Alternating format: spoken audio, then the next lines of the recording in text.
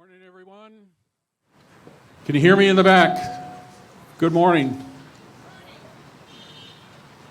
Weather cleared just in time. It's going to be a beautiful day. Before we get started with the official program, it's always been my tradition to share a little prose, read something. So I've got something to share with you this morning. And it's something that I think is really important for everyone who's not a veteran to know. So to understand a military veteran, you must know we left home as teenagers in our 20s for an unknown adventure. We loved our country enough to defend it and protect it with our own lives. We said goodbye to friends and family and everything we knew. We learned the basics, and then we scattered in the wind to the far corners of the earth. We found new friends and new family. We became brothers and sisters regardless of race, color, or creed. We had plenty of good times and plenty of bad times. We didn't get enough sleep. We picked up both good habits and bad habits. We worked hard and played harder. We didn't earn a very good wage. We experienced the happiness of mail call and the sadness of missing important events. We didn't know when or even if we were ever going to see home again. We grew up fast, and yet somehow we never grew up at all. We fought for our freedom as well as the freedom of others. Some of us saw actual combat, some of us didn't. Some of us saw the world, some of us didn't. Some of us dealt with the physical warfare. Most of us dealt with the psychological warfare. We have seen and experienced and dealt with things that we can't fully describe or explain, as not all our sacrifices were physical. We participated in time-honored ceremonies and rituals with each other, strengthening our bonds and camaraderie. We counted on each other to get our job done, and sometimes just to survive it all. We have dealt with victory and tragedy. We have celebrated and mourned. We've lost a few along the way. When our adventure was over, some of us went back home. Some of us started somewhere new. Some of us never came home at all. We've told amazing stories and hilarious stories of our exploits and adventures. We share an unspoken bond with each other that most people don't experience and few will understand. We speak highly of our own branch of service and poke fun at the others. We know, however, that if needed, we will be there for brothers and sisters and stand together as one in a heartbeat. Being a veteran is something that has to be earned, and it can never be taken away. It has no monetary value, but at the same time, it's a priceless gift. People see a veteran and they thank them for their service. When we see each other, we give that little upwards nod or a slight smile, knowing that we've shared and experienced things that most people have not. So, from myself to the rest of the veterans out here today, I commend and thank you for all that you've done and sacrificed for our country. Try to remember the good times and make peace with the bad times. Share your stories. But most importantly, stand tall and proud, for you have earned the right to be called a veteran. Members of the Woodbury Veterans Foreign Warriors Post 9024 and American Legion Post 501, welcome everyone to today's Memorial Day ceremony. What we now call Memorial Day was established in 1868 and originally known as Decoration Day. It began with an idea from General John Logan as a way to honor the fallen soldiers of the Civil War. First celebration on May 30th, 1868 was held in Arlington National Cemetery. With a crowd of 5,000 people, they decorated the graves of over 20,000 military personnel with flowers. Since then, it's been a day for remembering and honoring the men and women who died while serving in the United States Armed Forces. I'd like to thank Pipe Major Lynn Ista from the Minnesota State Fire Service Memorial Pipe Band for the wonderful bagpipe music that led up to our program. So our ceremony begins with Major Pipe Lynn Ista leading the Woodbury High School Air Force Junior ROTC, the Patriotic Heritage Allegiant Honor Guard, and the Scouts BSA Troop 559 Color Guards. I'd ask you to please stand and present honors as our nation's colors approach our location, and hold your honors until the colors have passed you by. For honors, veterans are authorized to render the hand salute along with ununiformed troops present. All gentlemen should remove their hats, and will the remainder of the audience please stand tall, face the flag with your hand over your heart. Once the flags have posted, the national anthem will be sung by Margaret Swenson from Shepherd of the Valley Lutheran Church. Will the Air Force Junior ROTC Color Guard please post the colors?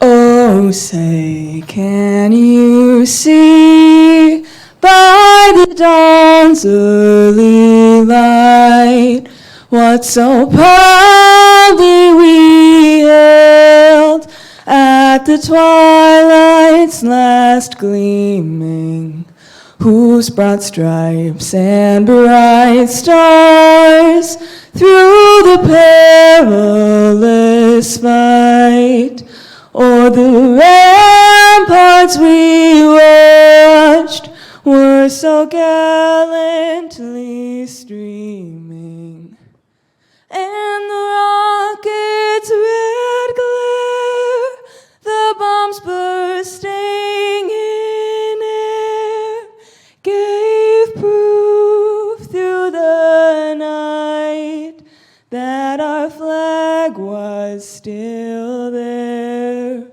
Oh, say, does that star-spangled banner yet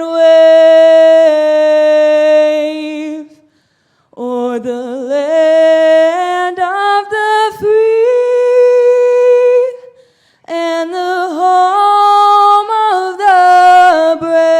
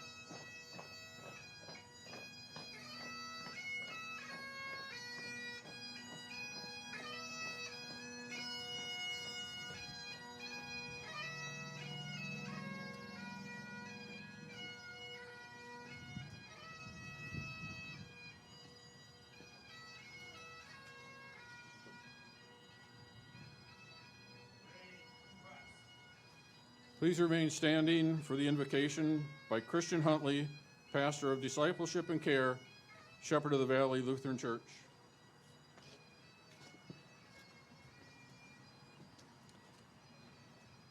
A reading. Jesus said, "My command is this, love each other as I have loved you.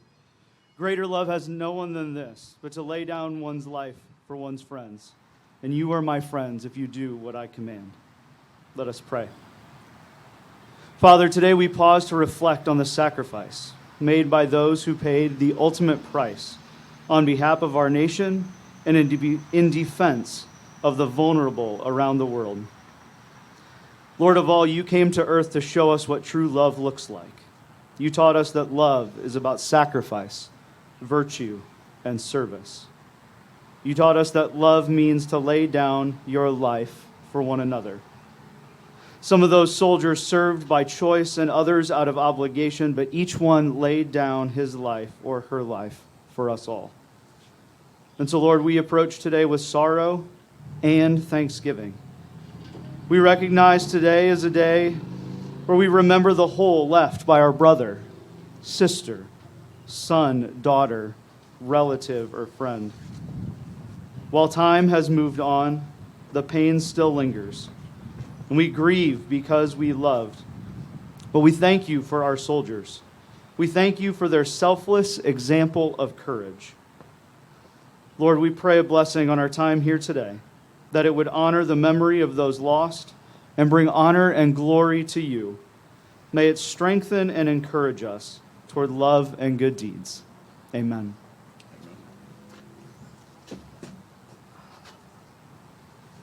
Thank you, Pastor Huntley. Please be seated. If you haven't already taken the opportunity to view some of the awesome memorial displays that we have here today, please make sure you do so. Special thanks to Richard Cady, a member of the VFW Post, for bringing those again for us this year to enjoy. I'd also welcome Charles Kenow of Believe It Canine Service Partners.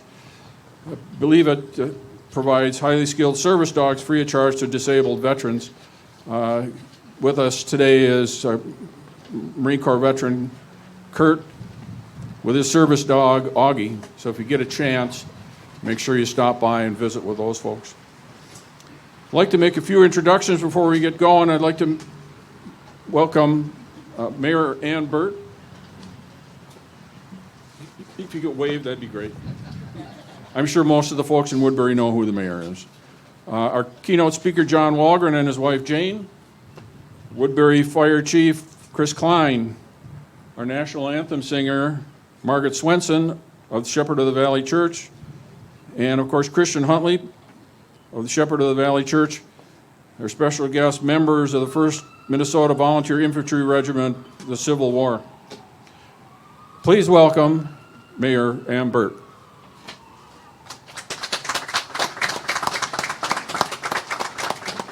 Thank you, and good morning. Honored guests and friends, welcome to the Woodbury Memorial Day ceremony.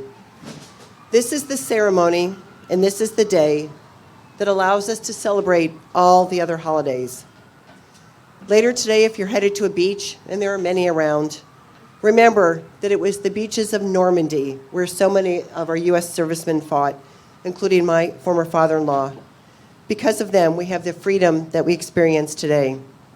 A special thank you to VFW Post 9024 and American Legion Post 501 for hosting this event. You plan and carry out the celebration each year so we can keep our promise to always remember all who served, and especially our fallen heroes. Thank you for serving our country and for continuing to serve in our community. Much appreciation goes to the Woodbury Lions Club and architect Dick Crum. Together, they partnered with the city to create this beautiful venue for today's celebration as a lasting memorial so that so many that we love, for all that they've done to stand and fight for the freedom for us and for all Americans. We gather here among these engraved pavers with so many names of family and friends as a lasting memory to those who have served to protect our country. It's heartwarming for me to see the names of my family members who have served.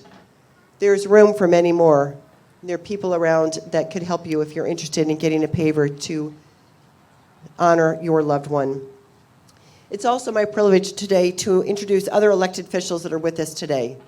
So over here to my left, Steve Sandell, Minnesota House of Representatives. Lisa Wyke, District 5, Washington County Commissioner. And then out in the audience somewhere are my fellow city council members, Andrea Date, Steve Morris, Kim Wilson, and Jen Santini. Thank you all for being here today. And I'll wrap up. I'm just going to share a few words from Lee Greenwood, because I heard this song again recently. You all probably know it, but it really struck me just this last week. From the lakes of Minnesota to the hills of Tennessee, across the plains of Texas, from sea to shining sea, from Detroit down to Houston and New York to LA, where there's pride in every American heart, and it's time we stand and say that I'm proud to be an American, where at least I know I'm free. I won't forget the men who died, who gave that right to me. I'll gladly stand up next to you and defend her still today, because there ain't no doubt I love this land. God bless the USA.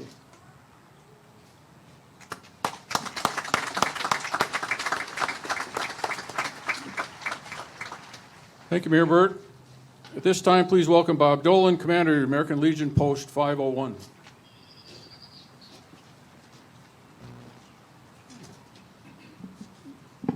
Thank you, Dave. I just wanted to welcome everybody to today's ceremony, and the weatherman for giving us a little reprieve from the rain.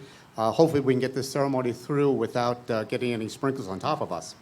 So I'll try to keep my remarks brief. From the American Revolution to the global war on terrorism, American veterans have made the supreme sacrifice, giving their life for our country.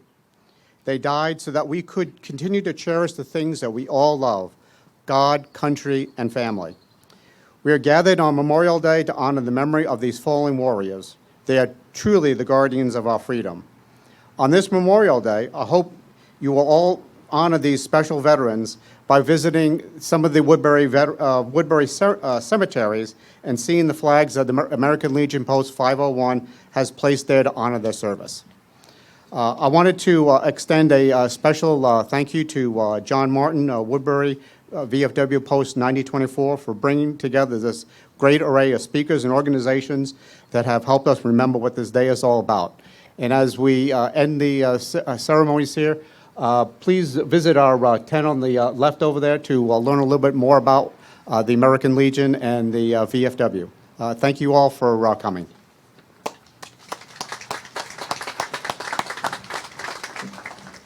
Thank you, Bob. This time, please welcome Paul Lindahl, Commander of the VFW Post 9024. Thank you, Dave.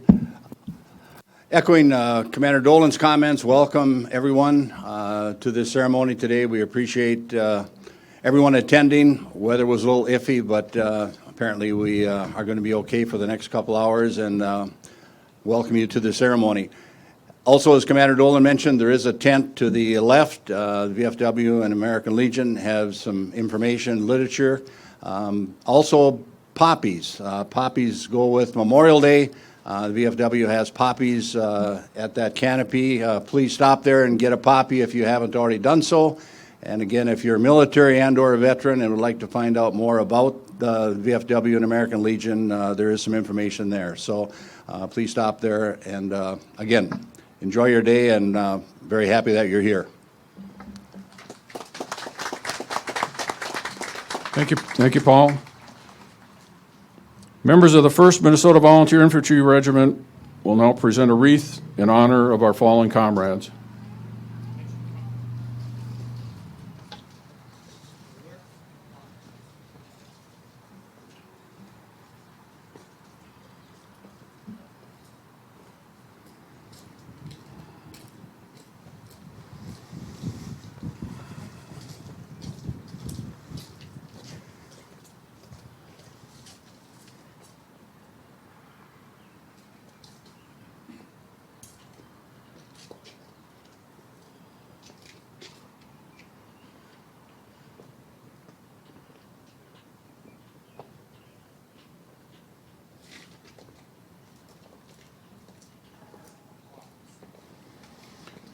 It's now my pleasure to introduce our keynote speaker, John Walgren. John is a retired Woodbury fire chief. He was born and raised in St. Paul, graduated from Harding High School in 1981. After graduation, he joined the U.S. Marines, was a combat engineer stationed in Okinawa, and toured several Southeast Asian locations. After his discharge from the Marines, John joined the 133rd Airlift Wing of the Minnesota Air National Guard. While in the 133rd Airlift Wing, John served in the 133rd Fire Department, retiring from the Air Guard in 2003. Because of his interest and training in firefighting, he also joined the Woodbury Fire Department. John progressed in the Woodbury Fire Department, was promoted to Woodbury Fire Chief in 2018, retired from the Woodbury Fire Department in 2021. John and his wife Jane and their 3 sons, Ryan, Lucas, and Nathan, are longtime residents of Woodbury. John, welcome.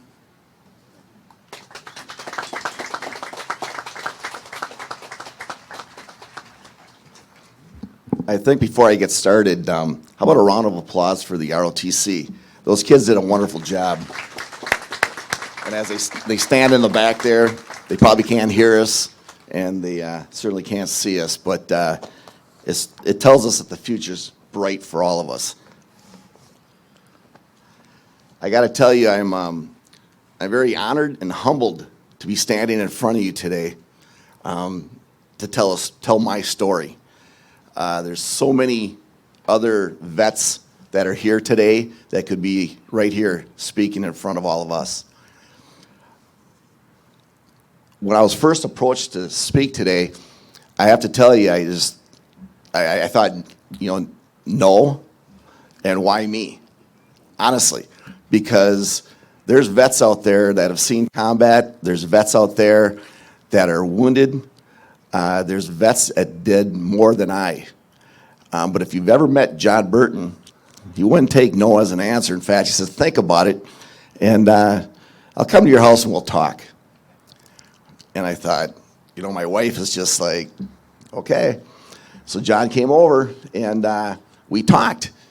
And my goodness, 4 tours in Vietnam, I thought, John, you should be up here talking. And if you know John, he's very persuasive.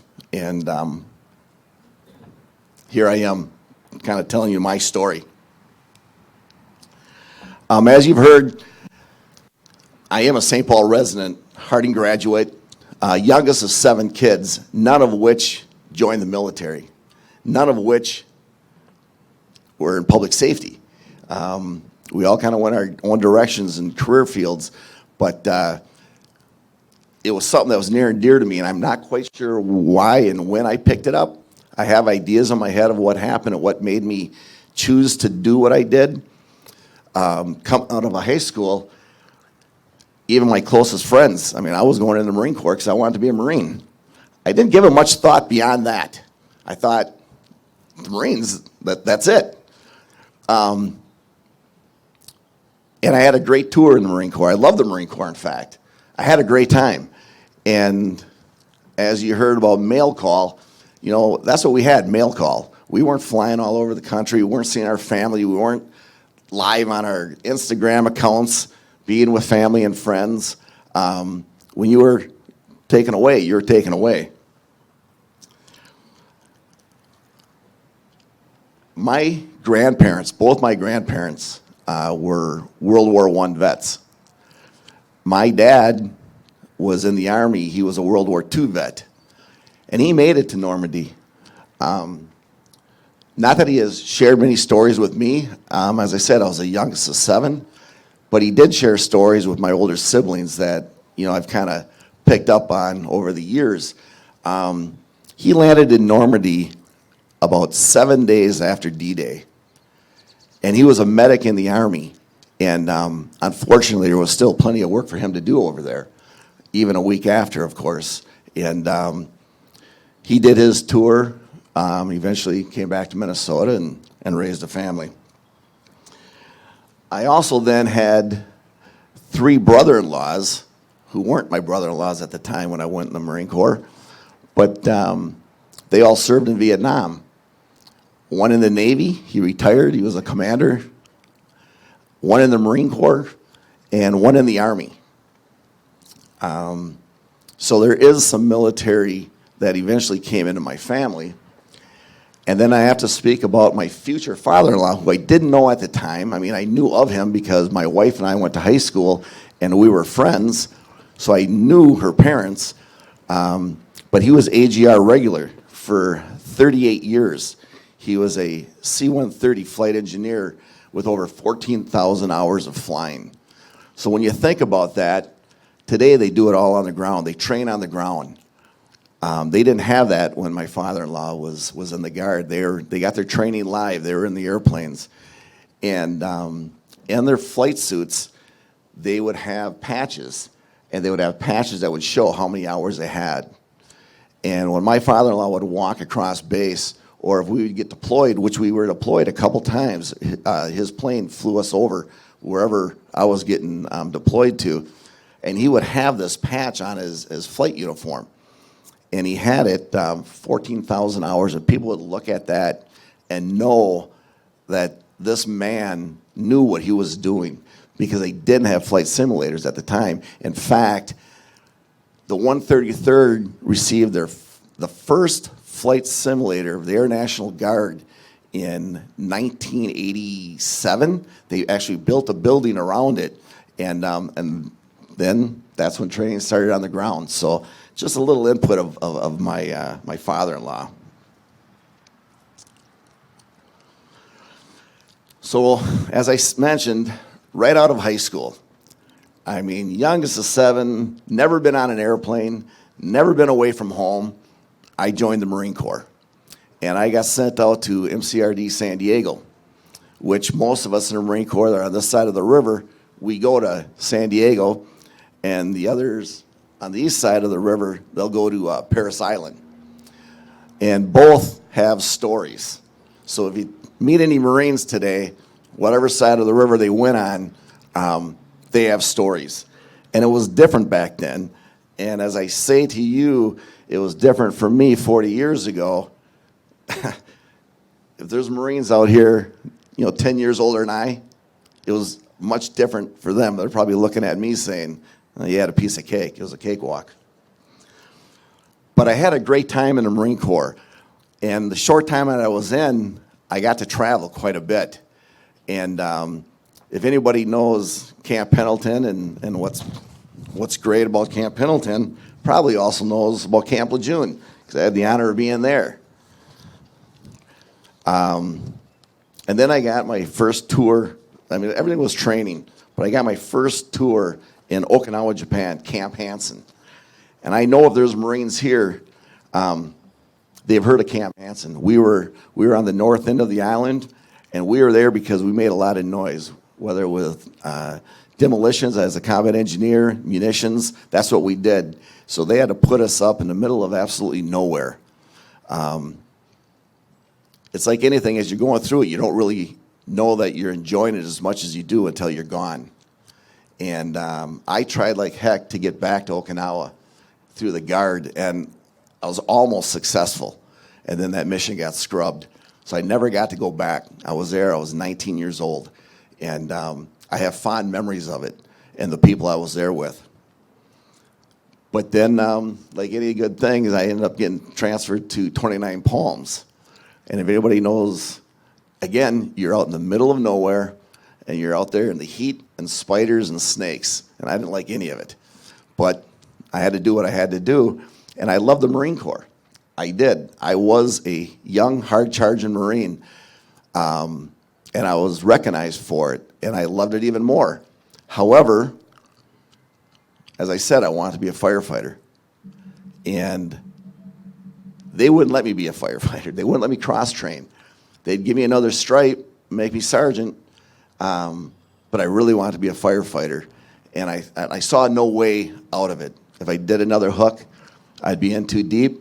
So I decided to get out and kind of explore my opportunities as a civilian. With that,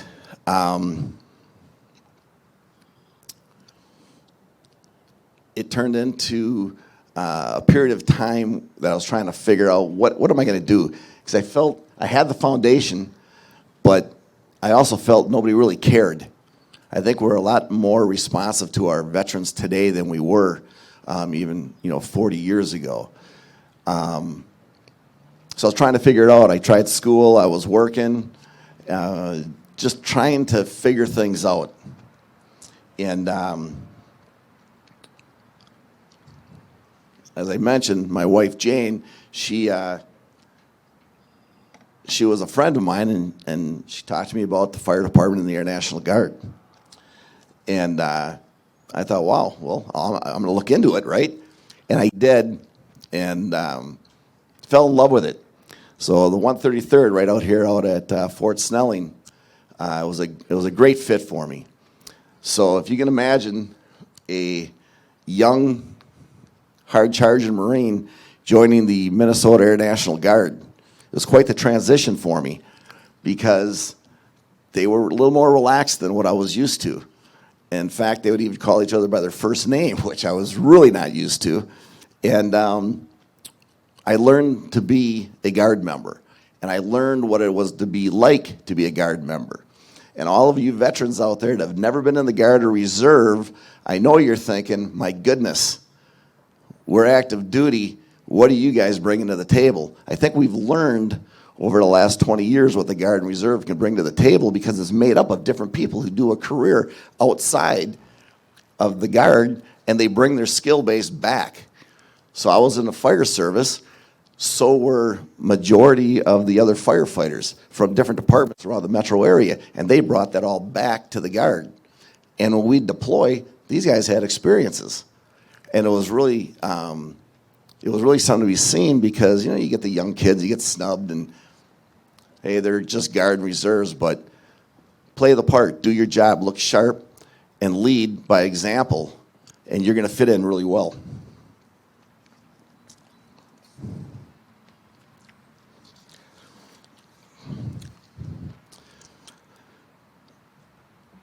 So, as I share my story with you, I have to point out my wife Jane here, who hates being the center of attention, but I would not have done what I did without her support.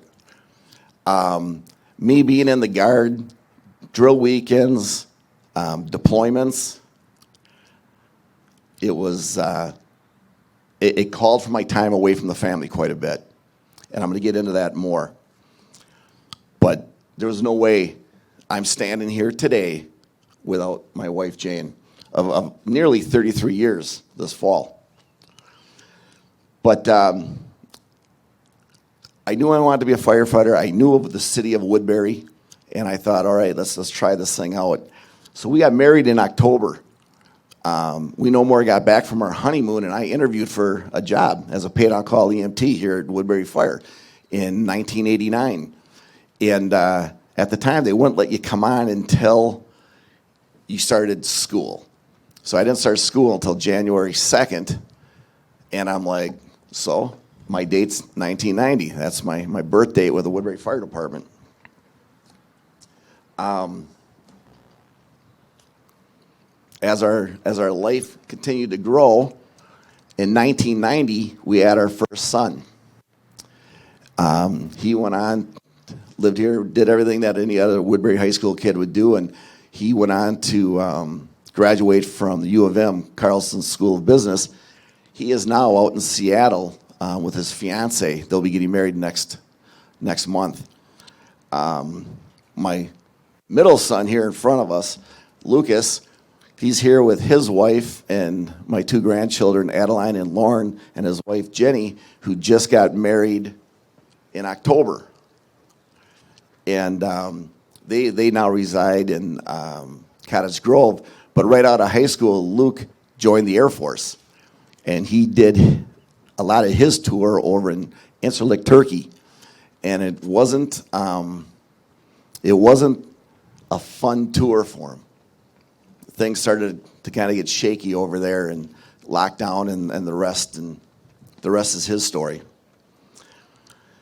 Then my youngest son, Nate, who happens to be in Florida today, he graduated from Woodbury, and he went to U of M Duluth. And after one semester, he said, I'm interested in the Guard. And I said, okay, let's do it. So in the middle of college, he kind of had to take some time off school. In the Air National Guard, the 109th Aero Med Squadron. And he really fell in love with that. Came back, finished school, and is now just finishing his firefighter paramedic program out at Sentry. And he got married New Year's Day to his wife, Kennedy. And they live here in Woodbury. So, not that you can follow this, but I'll share with you, I retired in June of last year. And I'm going to have my third wedding this June. I don't know what my kids are trying to do to me. But I tell you about my family because it's kind of who I am. And the thing here is, I'm a member of the Woodbury Fire Department. I'm doing drills on Tuesday nights. I'm a member of the Air National Guard. I'm deployed and I'm doing weekend drills. I'm now having children. I am now going to schools. If one department didn't send me to school, the other would, and both departments would benefit from the knowledge that I would bring back from whatever. But it was more time away. And again, I left my wife holding the bag to get the kids to activities, to get the kids' school done, to get the kids to do everything else. And as we talked, and as my careers in both the Guard and Woodbury Fire Department grew, rank came with that, and responsibility came with that, and more time away came with that. So it was counterproductive when you think about it. I'm getting to do everything I love, and my wife is holding the bag. But she did it, and she never complained about it. In fact, that was our life, and we just made it work. As so many of you do as well. Many veterans get deployed, and they're getting deployed for a year at a time, remotely without their loved ones. So the sacrifices that we all make, it's not just the veterans. It's you, men and women, that support the veteran. We chose to join the military, not our family, not our spouses, and certainly not our kids. We chose to join the military because we had something more, something that we wanted to give, something to be bigger than just ourselves. And I look out here and I see all you veterans, and I'm quite honored. It's just a great thing to see because we all share something in common. And I think with that, our spouses and our kids also share something in common.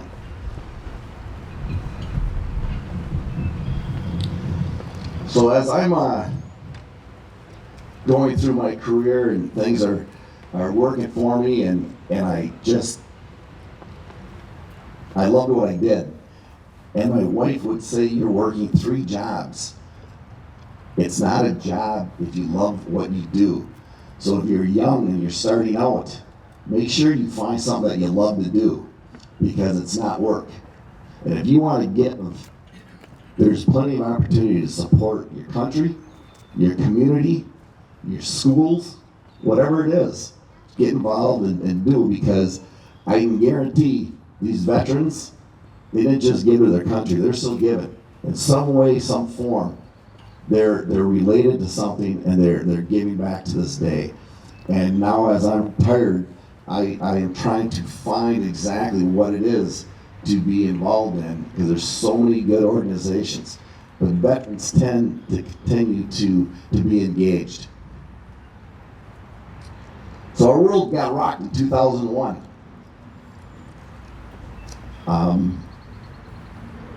I know where I was when we were attacked, and I'm sure all of you know where you were. I was deployed. I was already over in the area of operation. What was supposed to be a routine ORI inspection for my fire crew that we've been working really hard We got wiped out. We didn't, of course, have it. What did happen is we worked our day. And as the chief, I was working, 12-hour days, straight days. My crews were working overnights. They're 24-hour shifts. And we came into my trailer, and we were gonna watch a movie, go to the chow hall, have a good night, and start it all over again, and get ready for this inspection.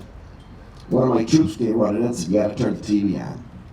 And what's going on? You're not gonna believe it. Turn the TV on. We turn the TV on, and we see what's going on. We see the attacks in D.C. We see the attacks in New York. And we see the attack in the plane crash in Philly. And we had turned the television on enough to know that the second aircraft wasn't accidental. Our world changed out there. Now I'm in the Guard.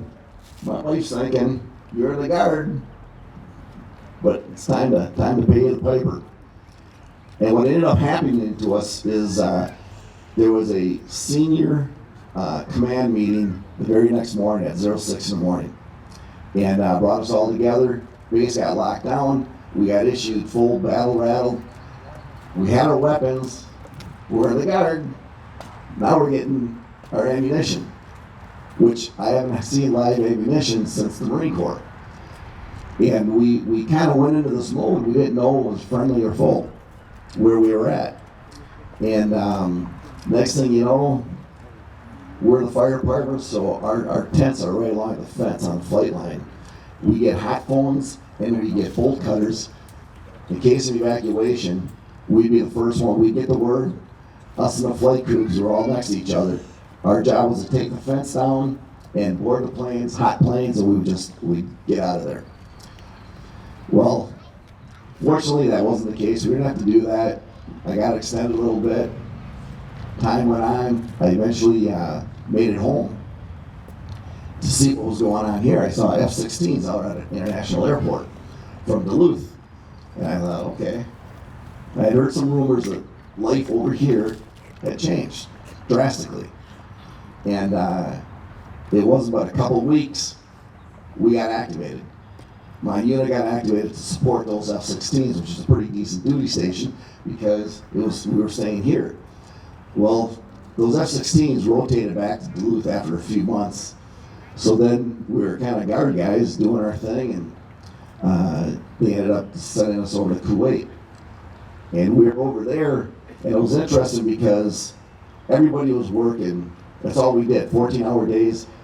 I saw the Navy Seabees lay down more concrete than I've ever seen before. We got one back there now, I can see him waving. It was an unbelievable sight. And they were laying 20 inches of concrete because we were building up. We had payback, and we were over there. But what people don't know is everybody's out there working every day, no days off, and they're laying this concrete. And I remember talking to these guys because of the heavier aircraft that were coming to this base, where we were at. And they needed to hold the bombers. They needed to hold the heavy aircraft. But again, you're like, I'm in the fire department. What am I doing over there? Well, we would have aircraft coming back with hung ordnances. We had aircraft coming back shot up. Most people don't know this.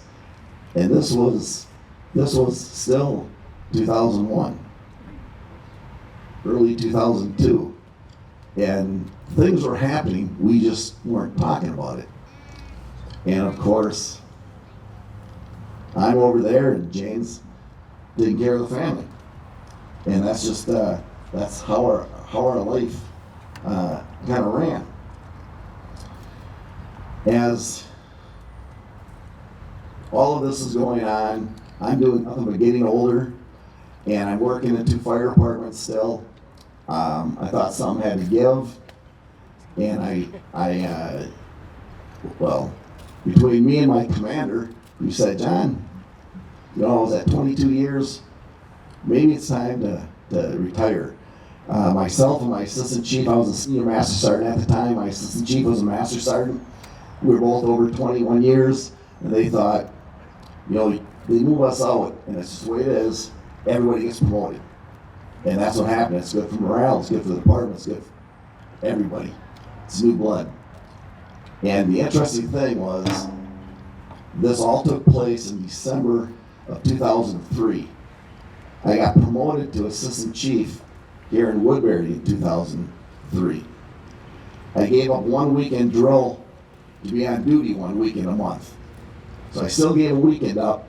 I was just from home here. And what that means is you just respond to calls as a duty chief. We still have that program now. When you see our squads around the city, know those guys and gals are not necessarily getting paid. They're on call. So when you see a squad at a ballpark or a squad at a grocery store, they have that squad because they're ready to respond.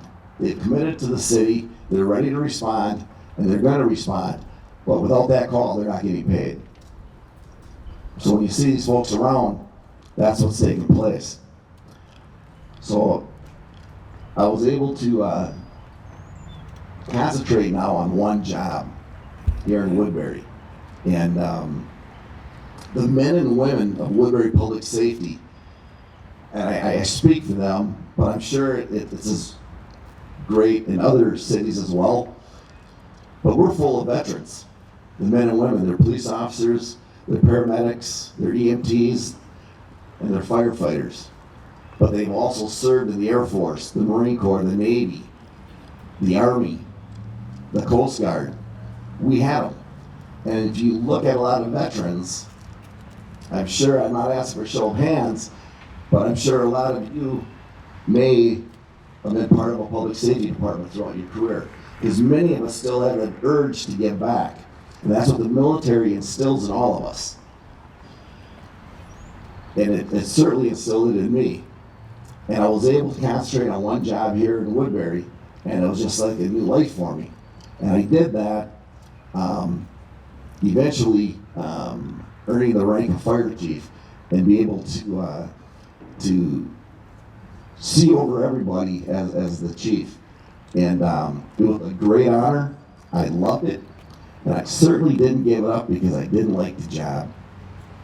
There's very few people who can leave a job on top of their game and still love it.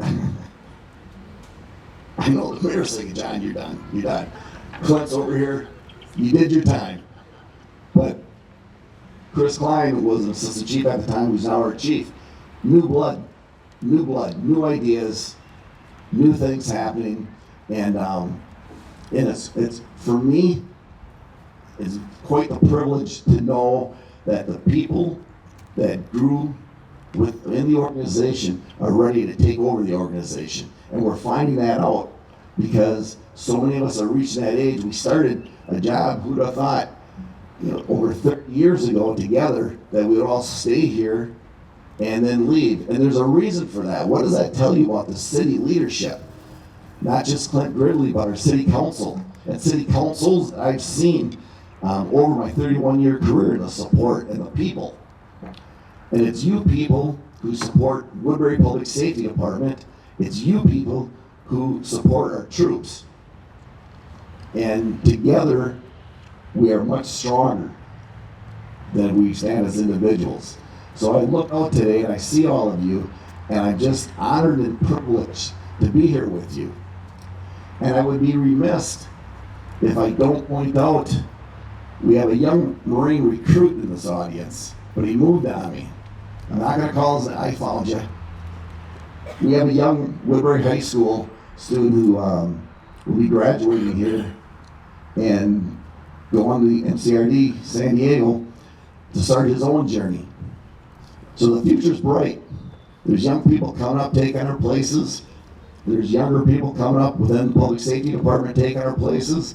And it's our turn as the retirees and as the veterans to listen, support, and be with these younger troops and younger firefighter, EMTs, medics, cops, whatever your role is in the department, to support them. That's what we do, and that's what we've learned. I certainly want to thank all of you for allowing me to come up here and share my story. I want to support all of you your family members who supported you through your careers and your time. And, no rain, so we got out here in time. I want to thank you again for allowing me to come here. So, thank you.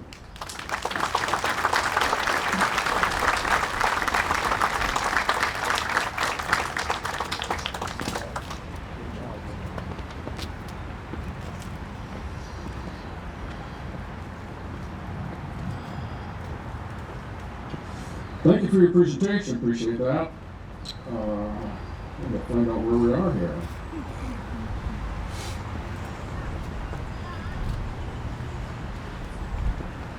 Got it. Presenting our last roll call. Tina Lenley of the Woodbury VFW. Tina will be reading the names of the Minnesotans who have fallen in line of duty since our last roll call. And for those of you who aren't familiar with the last roll call, it's part of a memorial ceremony when a soldier's died in the line of duty. Company First Sergeant calls off the names of the members of the unit. Each individual then responds with, "Here, First Sergeant." Fallen soldiers' names are then called. The 1st Regiment of Minnesota Volunteer Infantry will fire 3 volleys, and then taps is going to be played.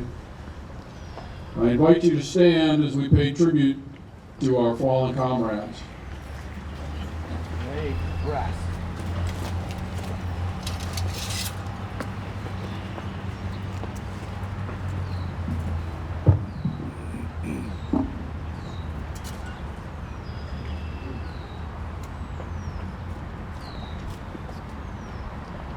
Present.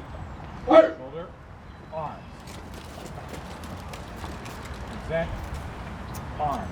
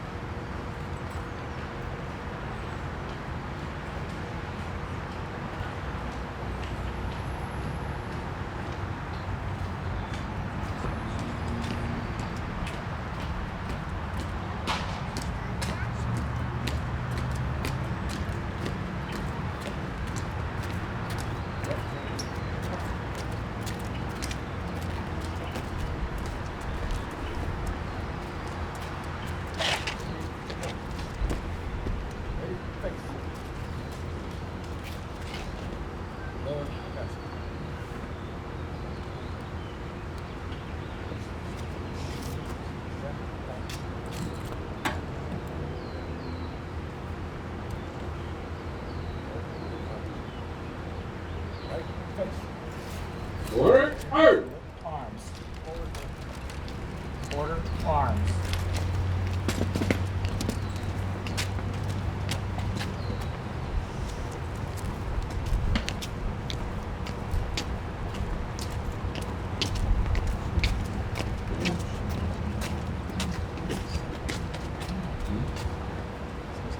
Lieutenant Colonel Rudine.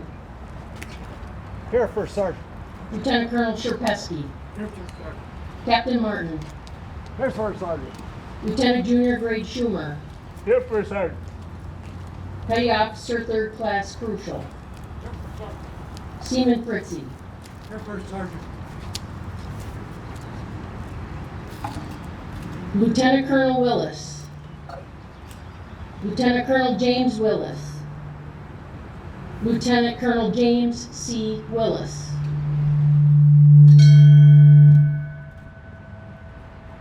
Staff Sergeant Hart. Staff Sergeant Casey Hart. Staff Sergeant Casey J. Hart. Staff Sergeant Pantos. Staff Sergeant Christopher Pantos. Staff Sergeant Christopher Pantos. Staff Sergeant Manchester. Staff Sergeant Timothy Manchester. Staff Sergeant Timothy L. Manchester. Staff Sergeant Bermudez. Staff Sergeant Anthony Bermudez. Staff Sergeant Anthony Bermudez. Sergeant First Class Wachowski. Sergeant First Class Melissa Wachowski. Sergeant First Class Melissa T. Wachowski.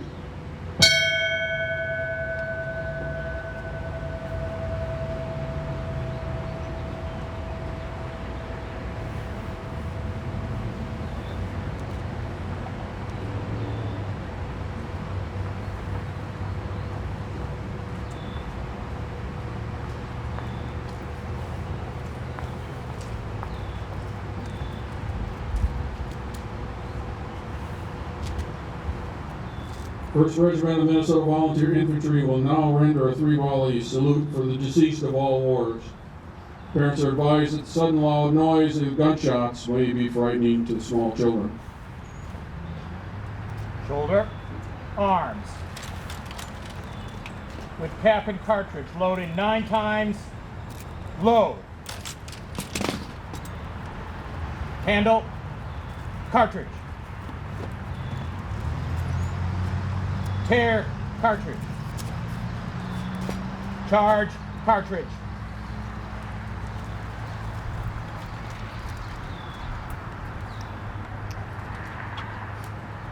Draw, rammer. Ram, cartridge. Return, rammer.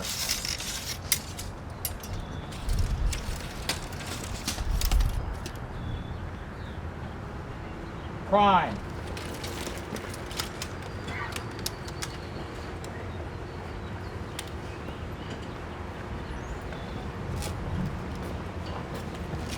Shoulder, arms. Right about, face. Freeze it! Arm!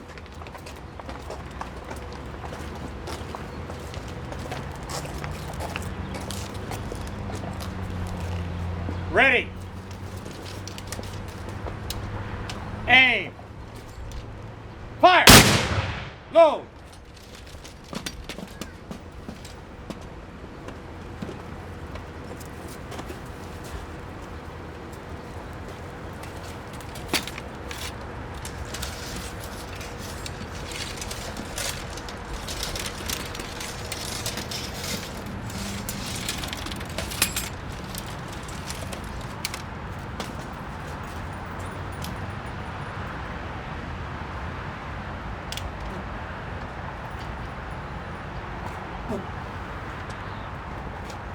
Ready. Aim. Fire. Load.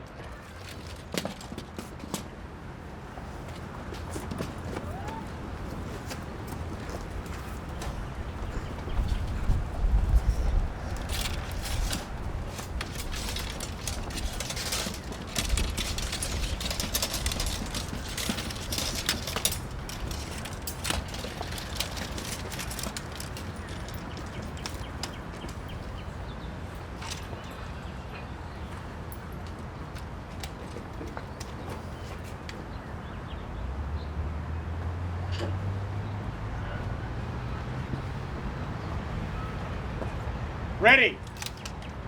Aim. Fire. Shoulder. Arms. Right about. Face.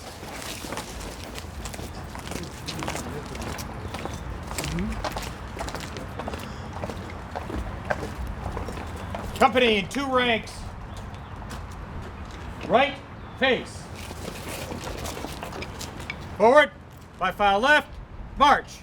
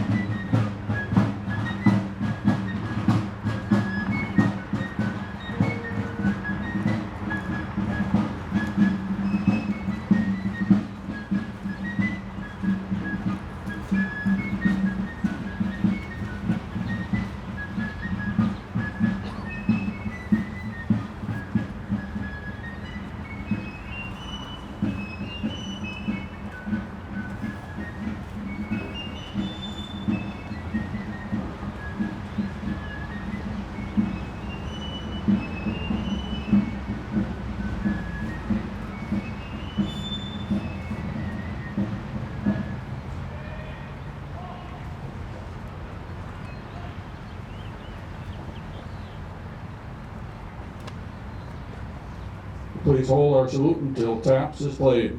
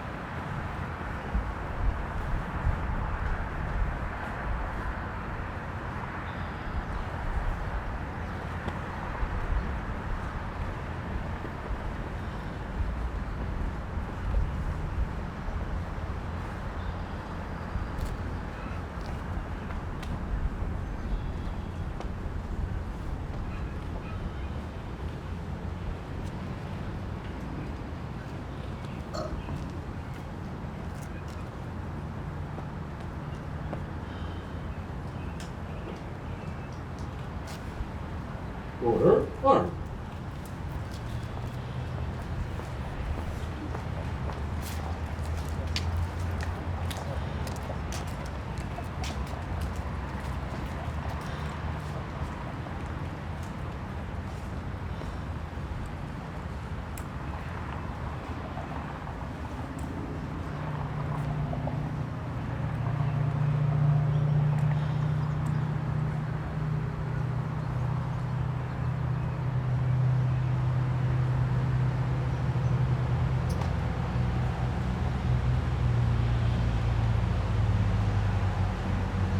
Remain standing as Pastor Christian Huntley will now deliver the benediction.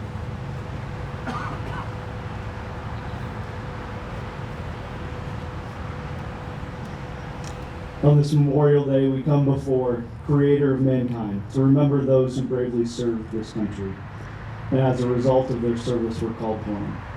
Lord, we acknowledge that freedom comes at a cost, and pray that we can pursue peace. We hope that someday we'll celebrate Memorial Day as a memory, not a time that is needed any longer. And out of that, may we begin to start living in the peaceful existence that you intended for us from the beginning of creation. God, give us the courage to live lives that reflect your love and grace, and that your will would be done in Woodbury as it is in heaven.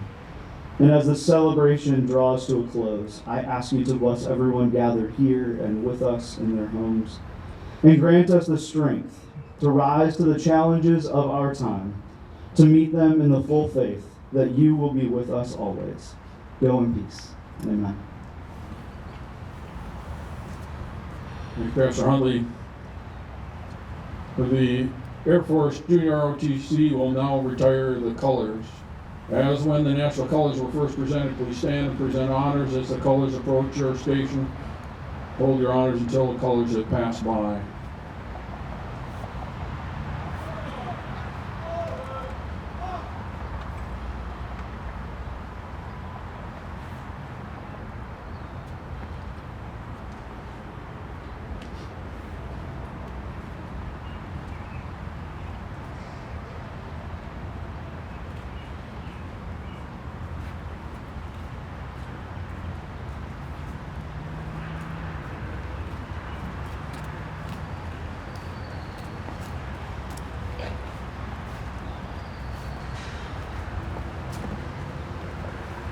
Color guard, halt!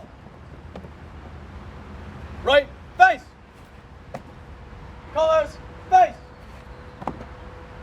Reset, on! Order, on! Colors, face! Retrieve, colors!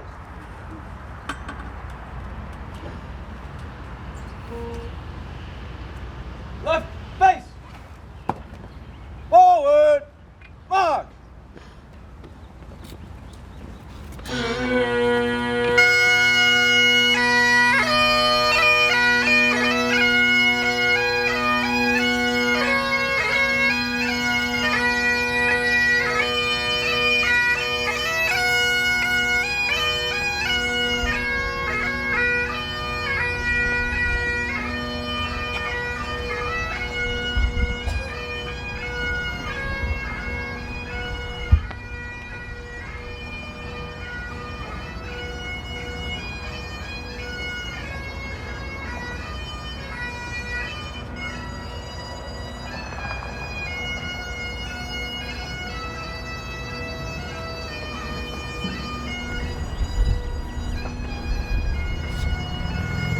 Again, the Woodbury Legion, Veterans of Foreign Wars, both posts thank everybody for attending the ceremony today. It was a wonderful presentation by John Waldron. Appreciate Fight Major Lanista, Air Force Junior ROTC, Patriotic Heritage, Legion Honor Guard, Scouts BSA Troop 559, Pastor Huntley and Margaret Swenson, both from Shepherd of the Valley Lutheran Church, especially the members of the 1st Regiment of Minnesota Infantry. I invite everyone to come and view the front of this memorial, look at the wonderful pavers that have been placed in honor of family members and relatives. It really is an awesome sight. If anybody's interested in having a paver dedicated to the memorial, at this memorial for a friend of love, and there's a table in the area, you can stop and get some information. Before we make that final break to enjoy the fresh frozen custard, courtesy of Culver's of Woodbury, I'd like to have VFW Commander Paul Lindahl and Captain John Martin please come to the podium. Everyone else may please be seated.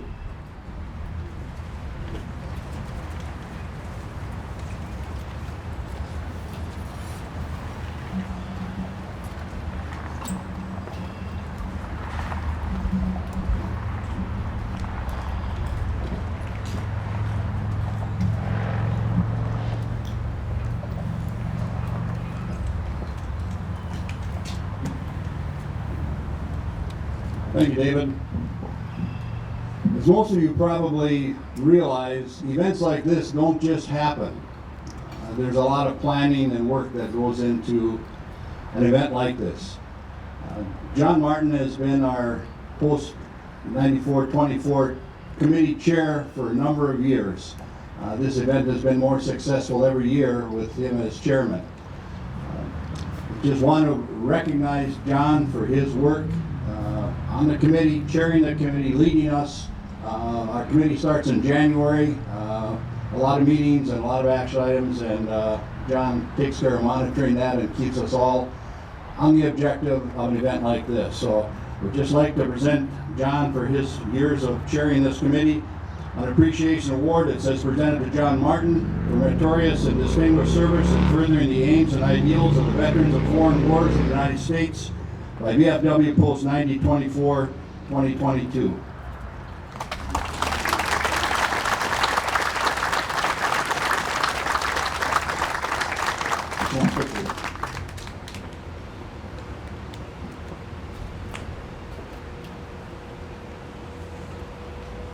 In addition to the plaque, I'd also like to present John with a gift card from Green Mill so that he can take his wife Cindy to dinner.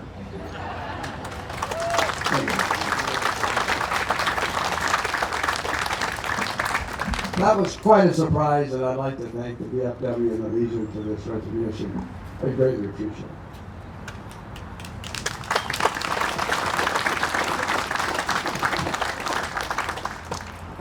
Make sure you stop by if you're a vet. Visit the under the tent. There should be somebody from the American Legion, VFW, folks from Believe It, or sitting in the I'll just call it the island over here.